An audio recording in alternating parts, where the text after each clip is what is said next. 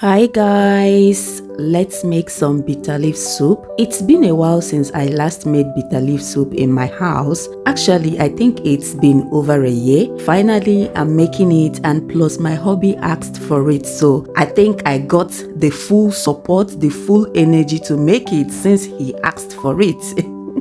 So with me here, I have some dried bitter leaf. This bitter leaf is super dry, so I had to soak it for 2 nights before I used it.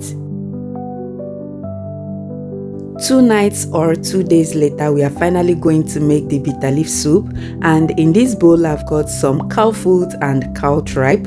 So the first one I showed you is the cow foot, while the second one is the cow tripe. So I've added some salt and I'm going to wash this thoroughly before I add into my pot.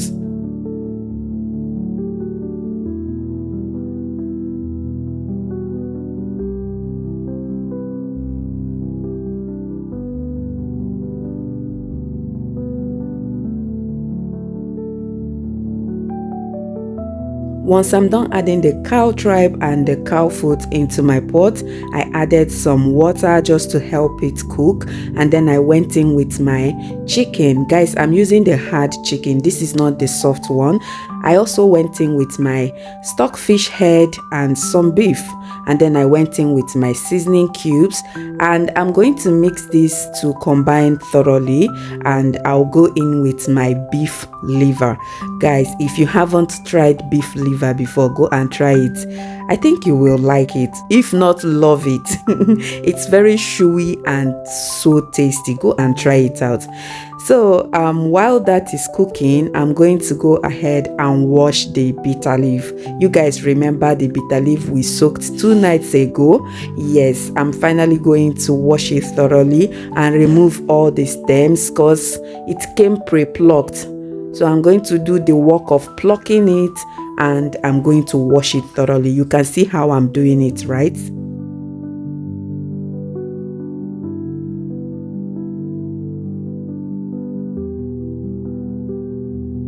After removing the leaves from the stems, I'm going to add salt and then I'll start washing. So you want to scrub it like you are washing clothes. Like when you are washing clothes by hand, not with the washing machine, right?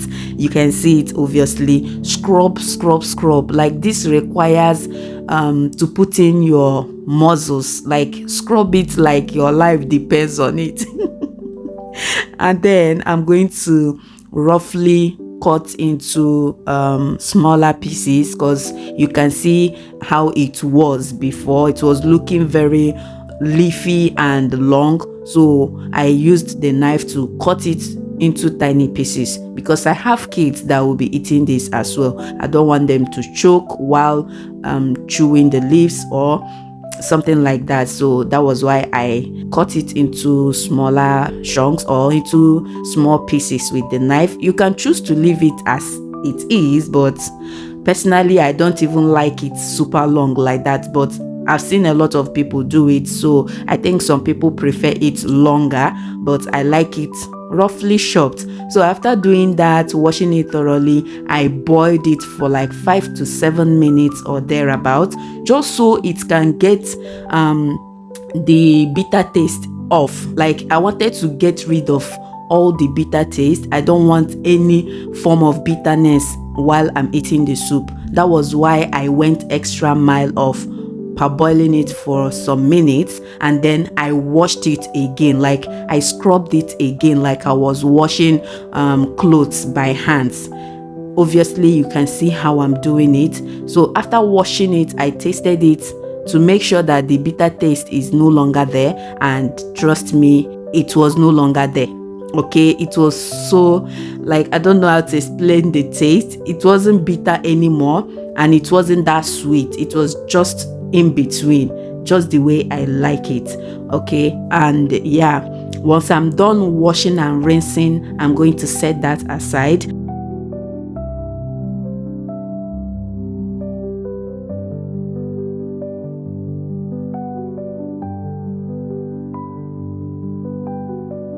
Now back to our pot. The meat has been cooking for some minutes, and I'm going to add in some water.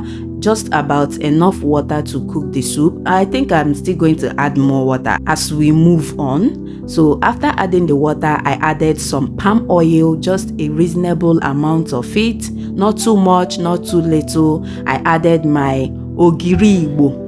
That substance you saw in the container is the ogiri igbo that I came back from Nigeria with. After adding the ogiri igbo, I went in with some dried stockfish that I also brought with me from Nigeria.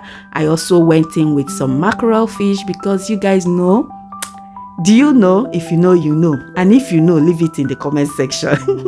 After adding that, what else did I add? Please remind me, I've forgotten. I think I added more water, right? Oh no. Anyways, let me know what I added after the mackerel fish.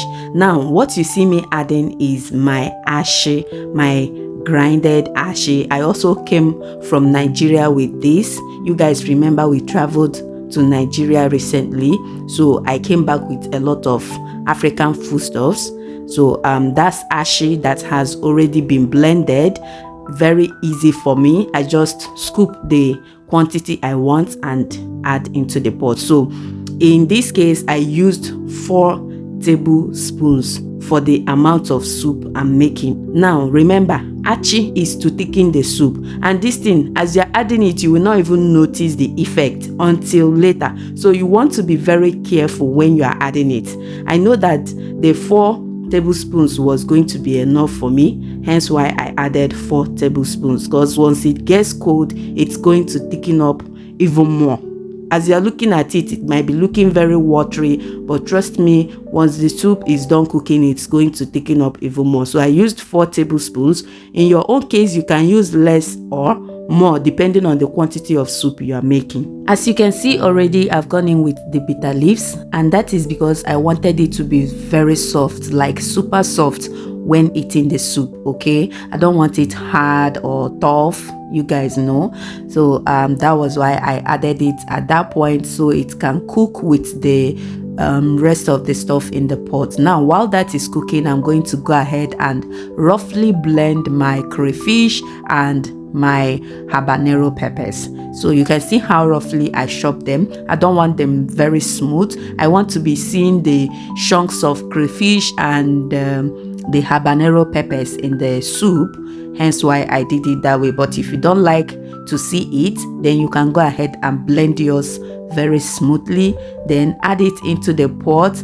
Add more salt and seasoning cubes if you think you need to. Stir it, mix everything to combine very well, and then you are going to cover the pot and let this cook on a low to medium heat for some minutes, and the soup is ready. Basically, like, it doesn't even take so much time. The only thing that takes time to get ready is the ingredients. Honestly, once your ingredients are ready to go, then the soup is as good as done. Now you can see the soup has begun to thicken up, and this is not even the end of it. It gets even thicker by the end of the day. So you want to be very, very careful when adding the achi. And once everything is completely cooked, I'm going to turn off the heat, and that's it, guys. You guys know you can have this with your poundo, apple, eba, like it goes with any swallow of choice. Try this method and you will love it.